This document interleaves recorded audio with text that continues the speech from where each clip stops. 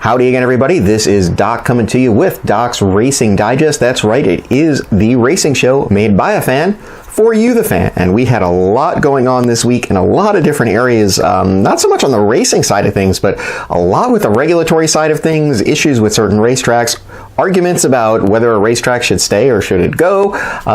Really just so much stuff to cover, and we're going to try to cover it all on this week's episode. But we are going to start back, of course, on the Triple Crown Trail, as that's what everybody's interested in this time of year. And I do apologize, as in last week's show, for some reason I had it in my head that the San Felipe was going to be this past Saturday. I don't know why I had it in my head that way, but it's actually not going to be for a couple of weeks now. However, Instagram, Game Winner, and Improbable all still seem to be looking to take each other on in that race, and that's going to make for quite the amazing Derby prep. We don't see that very often, where you get some top contenders really going against each other this early in the prep season, because a lot of trainers and owners, one, they're very interested in getting points, but two, they kind of want to duck each other until the big day. So it'll be very interesting to see what happens in that race.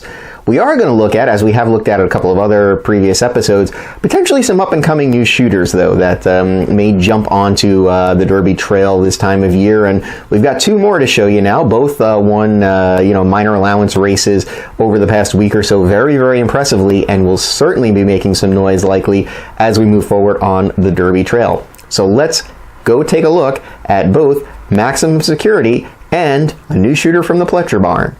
Have a look. Ready for the early pick four.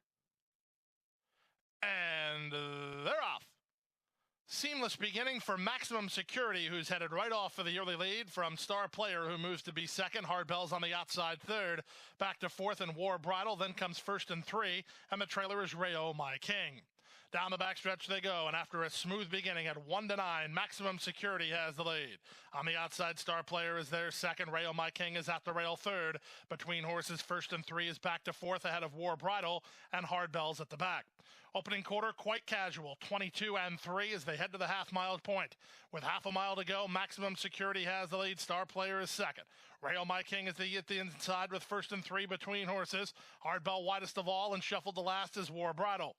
Less than 5/16, rather less than 3 furlongs to go as they get to the 5/16. It's Maximum Security beginning to get away. He went 45-3 for an opening half mile, and he's got him on the stretch now. Quarter of a mile left to go. Maximum Security bids this field a pleasant Wednesday good afternoon. He's opened by 7, by 8, and still moving away. Second is first and three on the outside and Hardbell, then Rayo My King and War Bridle. But at the 3/16, Maximum Security making 1-9 look like easy money. He's leveling off powerfully. Let's just look at him go. It's all Maximum Security in a powerhouse run. Maximum Security by 15. First and three second, War Bridle third, Hardbell fourth. They're at the post.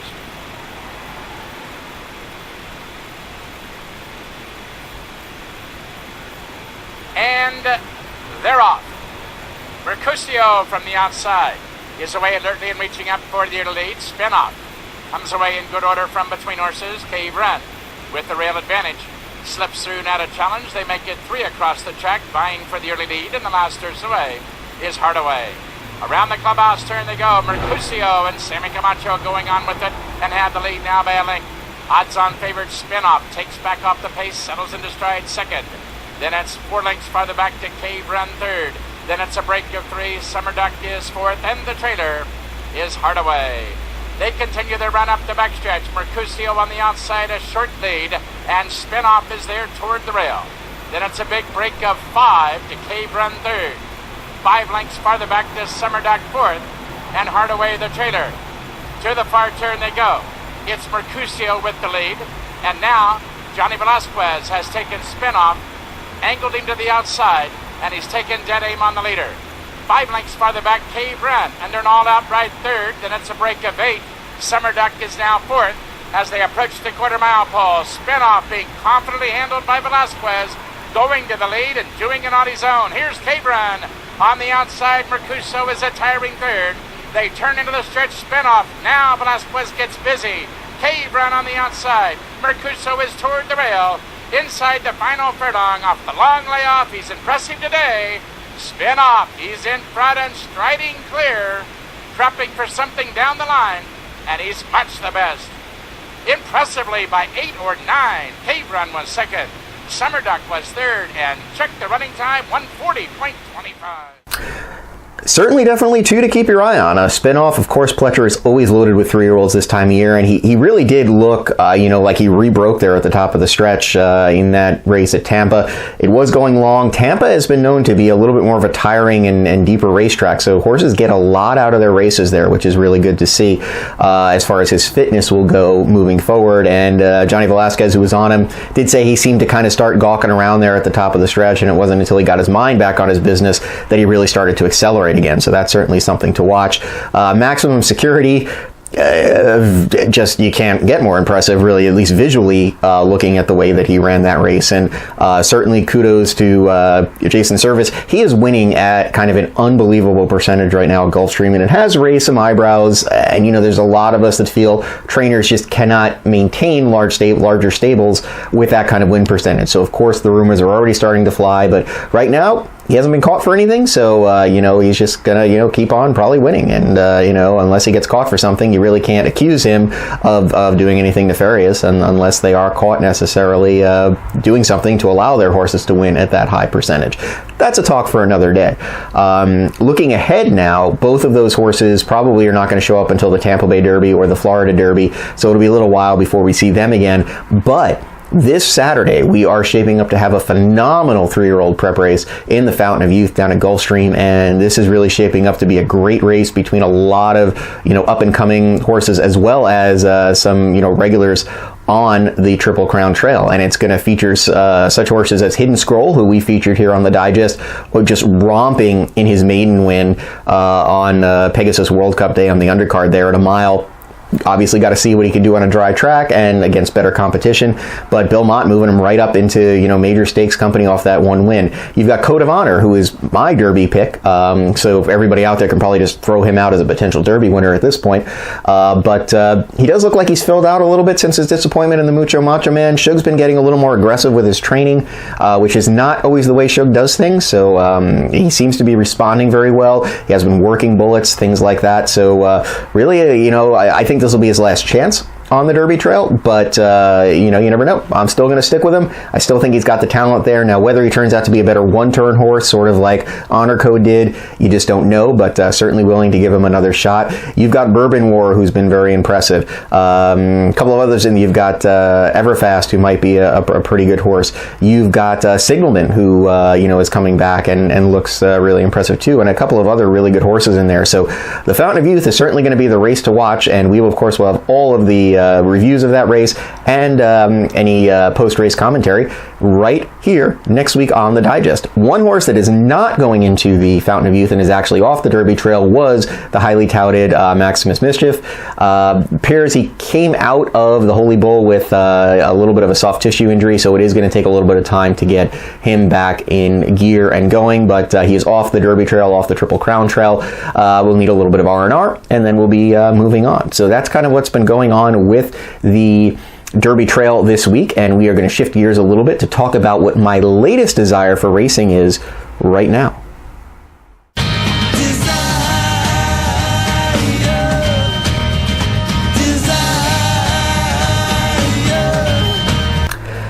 And welcome, yes, to the segment Doc's Racing Desires, where I, as a racing fan, look at things that are going on in the industry and kind of give at least my opinion as to how things can be made better, strictly from a fan's perspective.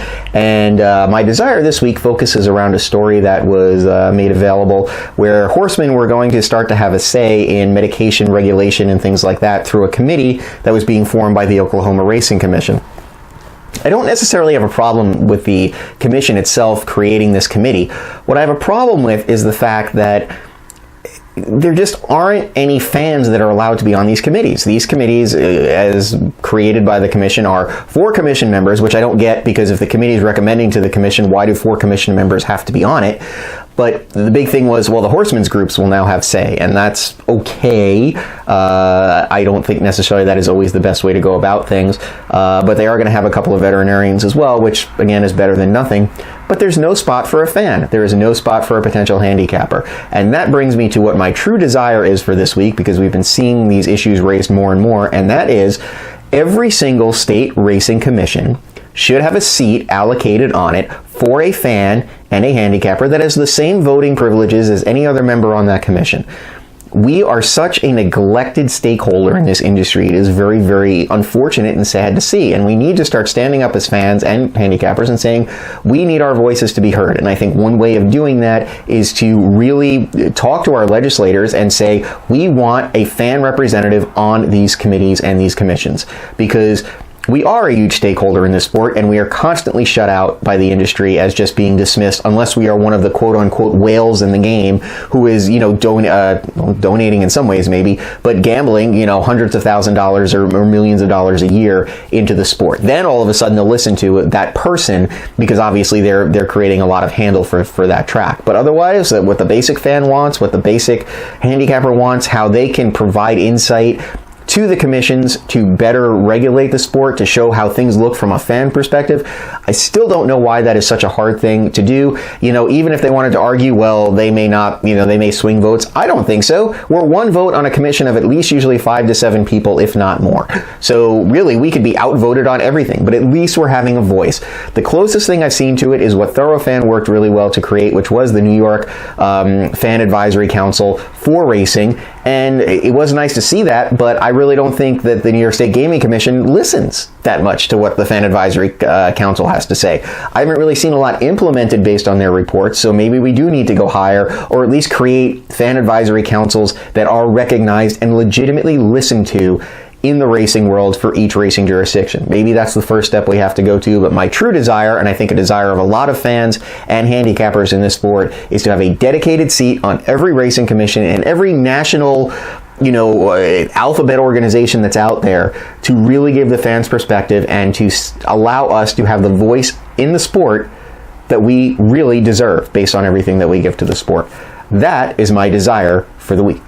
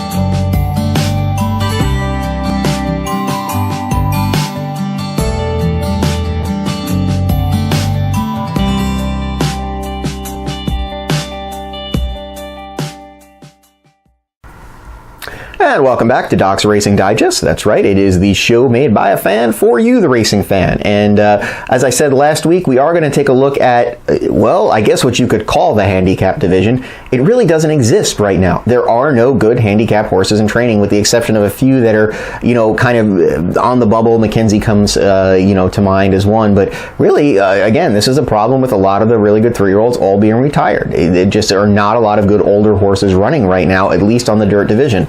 But we we are going to look at two races, that did happen over the last week or so that do sort of involve the handicap division and things as we move forward. So let's take a look at both the Razorback and the San Pasqual. They're off. Coal Front caught a flyer on the outside, and he will lead with Copper Bullet and All Out Blitz, and they are all out sprinting into the clubhouse turn. All Out Blitz and Coal Front. They are 1-2 with Copper Bullet third at the rail. Then comes Nanush to the outside and MG Warrior at the rail rocking the boat. Nonetheless is next, then Lone Rock and Remembering Rita. Super Tappet is next, Sonneteer, and at the back of the pack it's Rated R Superstar Gas on up front with All Out Blitz and Coal Front. All Out Blitz, a neck in front of Coal Front in second. These two have sprinted 4 clear of Copper Bullet. Remembering Rita is at the rail. Nanush is next. He's 5 from the front, and on the front end, coming to the half-mile pole, All Out Blitz is now a length and a half in front of Coal Front in a second. Then to the inside end, Copper Bullet. Tis He the One is moving up into third, and there's Tis He the One within 2.5 lengths of the lead. Rocking the boat is next. Remembering Rita at the rail. Then Lone Rock, MG Warrior has 12 to make up. Nonetheless, and Rated R Superstar, and here's Coal Front to re-engage. All Out Blitz and Coal Front have been trading punches since they sprung the latch. All Out Blitz at the rail. Coal Front outside. Tis He the One. Super Tappet's on the move. And here comes Super Tappet in the center of the racetrack. Coal Front takes a short lead. All Out Blitz battles on. Between horses, Copper Bullet. Rated R Superstar tries to find a way through, and if he can get through, he might be the one. Coal Front is still holding them all off. Copper Bullet to the outside. Rated R Superstar. Coal Front, can he go all the way? Coal Front, yes! The 60th Razorback goes to Coal Front over Copper Bullet. And they're off. Very sweet beginning. McKenzie was out alertly. Dalmore and Pavel going for the lead. Now Giant Expectations is hustled into contention, and Battle of Midway is actually last in the opening furlong, where Giant Expectations comes alongside of Dalmore. McKenzie is kept in the clear, 3 wide in third. Battle of Midway on the extreme outside. Pavel is at the rail. It's a compact group. 2.5 lengths covers them. Giant Expectations on the outside. Dalmore, they are matching strides, racing together as one. 2 more to McKenzie in third. Battle of Midway inches up outside of McKenzie, and Pavel is on the inside of this pair. It's Giant Expectations with 5/8 of a mile to go in the San Pasqual Stakes. McKenzie takes second. Dalmore losing ground steadily. Battle of Midway just went by him. The gray Pavel has 2.5 to make up with a half-mile to run. And it's Giant Expectations by a neck. McKenzie and Battle of Midway racing right together. Pavel takes fourth. Dalmore is now the trailer. 3/8 to run. Giant Expectations has been prominent every step of the way. McKenzie, an imposing presence up alongside now. And Battle of Midway is outside of him. 3 of them across the track with 1/4 mile to go. Pavel has 5 to make up. McKenzie, Battle of Midway running a huge race on the outside. And Giant Expectations is hanging tough. They're 1/8 of a mile from home. And it's McKenzie and Battle of Midway. Battle of Midway or McKenzie. McKenzie just in front. Battle of Midway's pressing hard on the outside. McKenzie or Battle of Midway. It could go either way. Battle of Midway. Battle of Midway beats McKenzie in the San Pasqual. Giant Expectations third. Pavel was fourth. So there you go. That's what's been going on in the older horse division. Again, not much of a division really, but hopefully we'll get some of these other older horses to really start jumping up a little bit. Certainly both exciting races. You can't fault that. Especially with Coal Front and Copper Bullet, and then of course McKenzie and Battle of Midway. And really, I think everybody thought that McKenzie was pretty much going to have things his own way in the San Pasqual, and Battle of Midway did not let him get away and dug in and really just showed his heart and determination, and that's what you love to see in these stretch long battles. And that's kind of what makes what we're going to talk about next just so incredibly sad. And after that game victory, and while he was training for upcoming races, potentially the Santa Anita Handicap, Battle Midway tragically broke down. in one of his hind legs in a workout recently at Santa Anita, and unfortunately there was just nothing that could be done, and he did have to be humanely euthanized. And it was a big blow to every one of us here, that follows racing, that loves racing, the fans, all aspects. We just hate to see this with any horse, and especially with Battle of Midway, who was turning into kind of like this fan favorite, horse that always tried, always seemed to give his all, and was also just a little bit of a character and a ham, and just a love to be around on the backside too. And I think that's some of the people that are obviously going to miss him the most are his connections. So we do express our sincere condolences to all of his connections. One thing that especially is unique in Battle of Midway's case is that he was actually retired after his Breeders' Cup win a couple of years ago, and was found to be a little what they call subfertile, which basically means he could impregnate mares but just was not doing it at the rate they would have liked.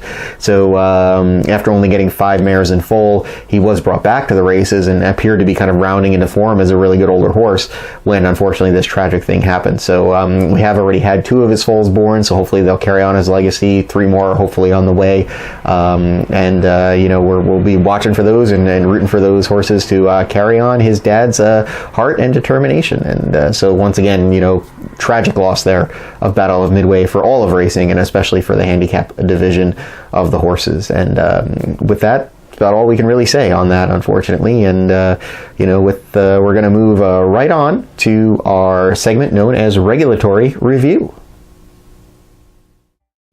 You are out of order! You're out of order! You're out of order! The whole trial is out of order! You want answers? I think I'm entitled. You want answers? I want the truth! You can't handle the truth. And yes, it's time once again for Regulatory Review, where we take a look at things that have been going on more in the regulatory aspect of racing, and maybe some decisions that have been made by commissions or tracks, things like that, and we decide to give them a thumbs up, a thumbs down, or a because we're not quite sure yet.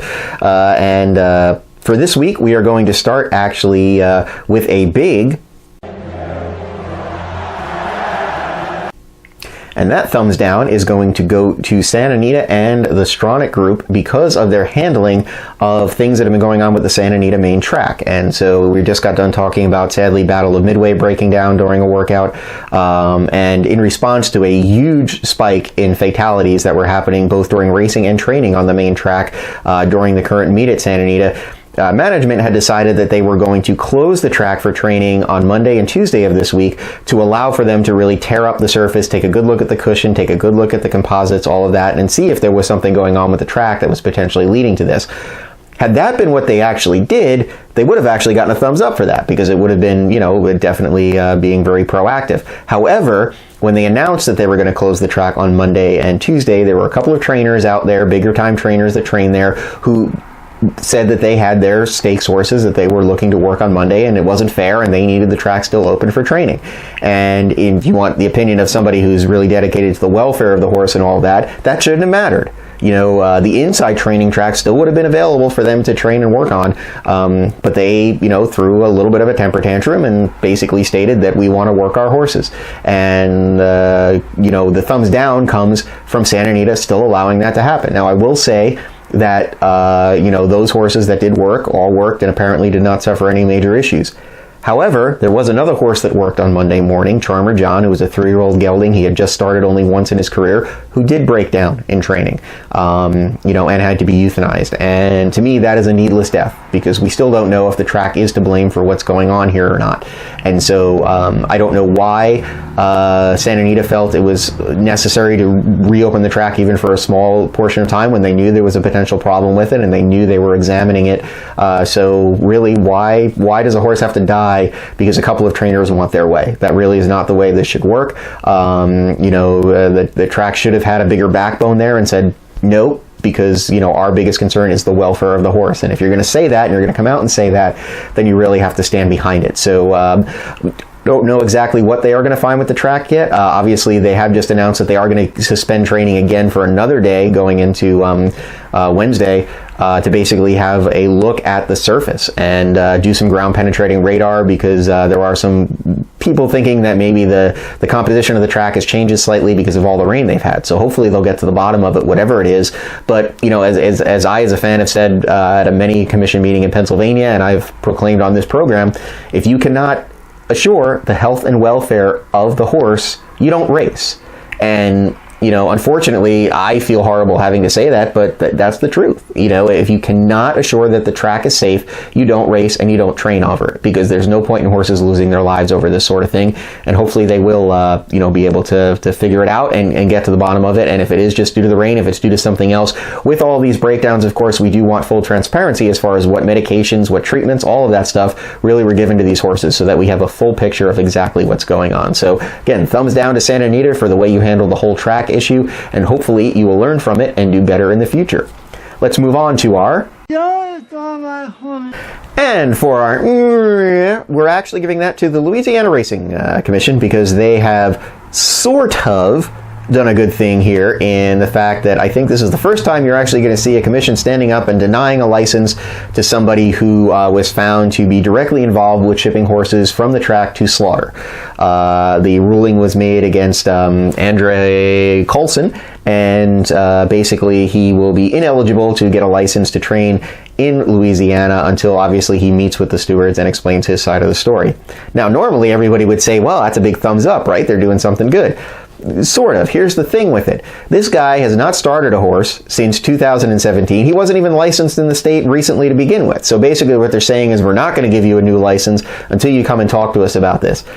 That's not really solving a problem. Now, I will say, through some comments on the Pollock report, it was noted that a couple of other stable boys or pony boys there were also implicated in a lot of this, and they also have been tossed from the track and will not be licensed on the track.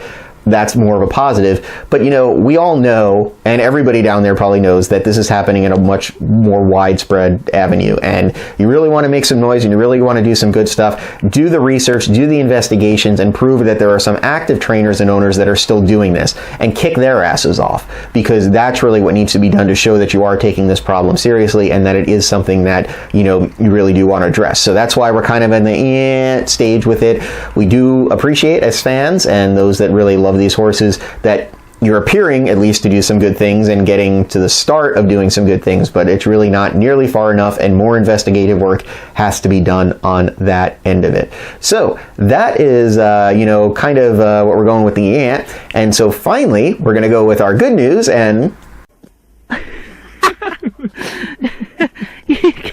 And yes, and that thumbs up goes to West Virginia, where they recently did, the commission did just reapprove a good purse structure and allowing racing to resume there in West Virginia, which is really nice, and that will boost the purses for the horsemen, of course, which will be really nice coming in there. So not much more to say on that, but I did want to at least mention some good news happening out there in the regulatory realm, where, you know, these commissions are looking to try to increase racing in certain areas and things like that. So that is really kind of important too. So thumbs up to West Virginia for you know, go ahead and making things possible for racing to resume there again as well. So, you know, that's kind of everything we've got going for the regulatory review this week. And, you know, the thing we focus on here on Doc's Racing Digest, of course, is the importance of fan education and educating people about certain race names. And basically, we did have a race that happened a couple of weeks ago, the Barbara Fritchie at Laurel in Baltimore, or Laurel in Maryland, I should say. And a lot of people do wonder kind of, well, who was that named after? Who was Barbara Fritchie? And,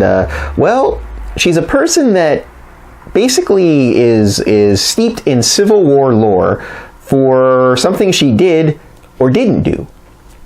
Take a look.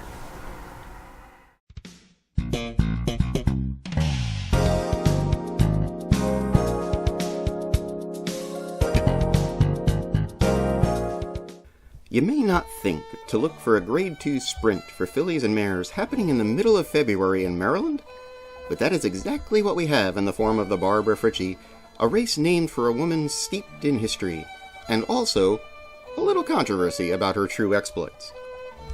Barbara Fritchie was born in 1806 in Lancaster, PA, and lived a fairly ordinary life, marrying a glovemaker and living a nice long life before dying in Maryland in 1862. She is most remembered, however, for what she did, or didn't do, during the Civil War. A woman fiercely loyal to the Union and despising the Confederacy, Fritchie always kept a Union flag and a Bible close at hand. Living out her golden years in a house on Patrick Street in Frederick, Maryland, it is her attitude towards Confederate soldiers as they passed through on their way northward that gained her fame and lore in the poem written by John Greenleaf Whittier. In it, Whittier remarks how Fritchie shook her beloved Union flag at the general, believed to first be Stonewall Jackson, but later to be felt another general in the Confederate Army, after it was shot from its staff and forcing them off her property. As legend goes, she uttered the words, "Shoot if you must, this gray old head, but spare your country's flag." The legend goes on to say that the Confederates then retreated from her property and continued on their march, with Fritchie violently waving her precious Union flag over their head from her upstairs window as they went.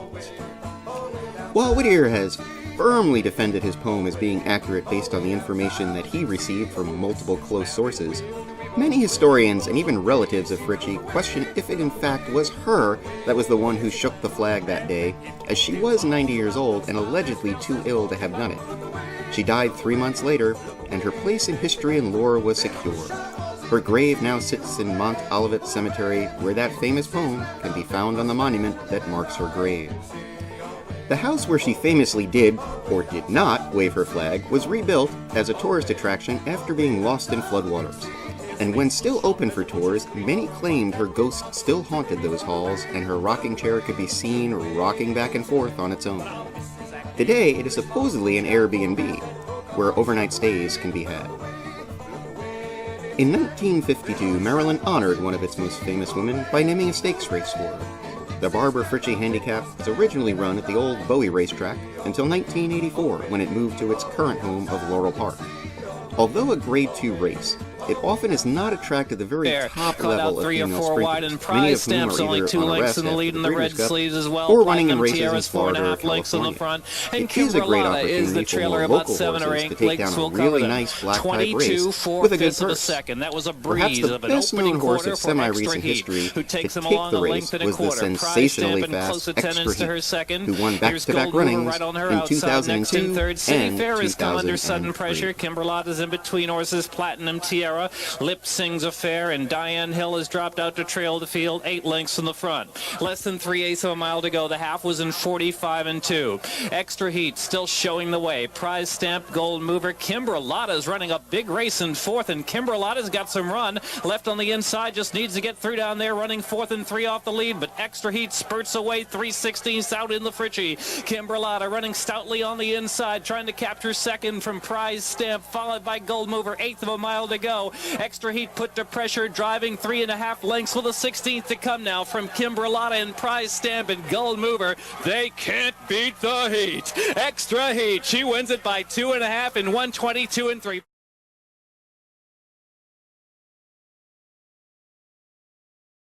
So, hope everybody enjoyed that little tidbit on the Barbara Fritchie. Again, did she or didn't she? Who knows? But obviously she is steeped through that poem and through history in Civil War lore. And of course, it is a fairly important, filly sprint race for fillies looking to kind of make a name for themselves and get some nice black type races under their belt if they were happen to win. When a lot of the other top sprinters are potentially resting a little bit or racing in California or down in Florida, down south, somewhere like that. So the next thing we're going to talk a little bit about here on Doc's Racing Digest involves 2 different racetracks. The first is Belmont Park, and the second is Pimlico. And we're going to start with Belmont because there's been a lot of talk recently about potential delays in a huge stadium project that is going to hopefully allow the Islanders to move to a brand new stadium in 2021, 2022. And apparently there's been a lot of pushback against this by the local community that's in and around Belmont. And whether the proper environmental studies have been done. And there was one report in the Long Island Business Journal that said, everything's going to be delayed now, and things are not going to go ahead as planned, and there's a lot more studies that need to be done. But really, if you look at an article written by Mark Berner of Horse Racing Insider, and I do suggest you read his article because it is fair and balanced, he's basically kind of lays out the facts and says that right now there's no quote-unquote technical delay going on, but they are doing a little bit more in the study realm, and hopefully are still going to break ground sometime in the spring. It may just be a little bit earlier, or later I should say, than they kind of expected. The other aspect with that, of course, is from the fans' perspective is, well, what's that going to do to Belmont Park? And everybody's kind of seen the plans, and there's debate back and forth. Well, is it going to take up more of the backyard? Is it going to take up less? What's going to happen with the rest of it? Obviously, this whole renovation thing or building of the stadium thing is the reason why they moved up to Saratoga earlier this year and are extending the meet. That may end up being a permanent thing. But it goes to the bigger thing as well, as an entire remodel of Belmont Park is needed.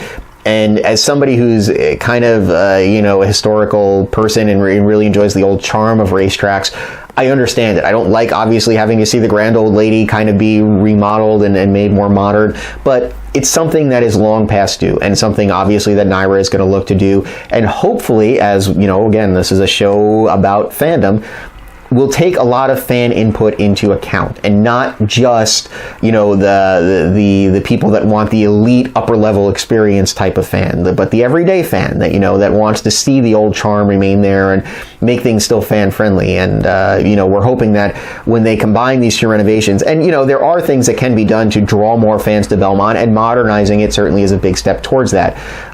You're not going to be able to keep things exactly the way they were. It's not a functional facility anymore in that state. But hopefully they are going to remodel it and look at remodeling things in the way that really makes it fan friendly, keeps the charm, keeps the racing paramount, and that's got to be the big thing. You cannot remodel Belmont Park and focus on the other experiences being more important than the racing. And that's a concern that a lot of us as fans have, is like, what kind of fan are you trying to attract to the track?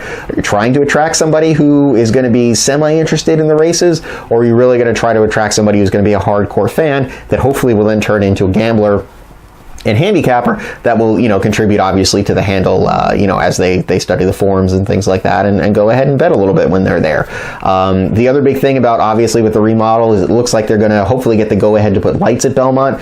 I'm not crazy necessarily about night racing all the time. I think there's a lot of potential drawbacks for the horses and the help that work with the horses, but it may be something that, obviously, if they want to attract the Breeders' Cup, if they want to start, doing more primetime television type racing, it's probably something that's going to happen no matter what. So it looks like that stuff is being more green lighted, and we'll just have to wait and see what happens. The other big thing, obviously, is this battle brewing right now between the City of Baltimore and the Stronach Group over comments made by the Stronach Group saying that they basically don't want to put the money into Pimlico and want to really kind of work further to enhance the amenities at Laurel Park and eventually move the Preakness over to Laurel and just allow basically Pimlico to be demolished.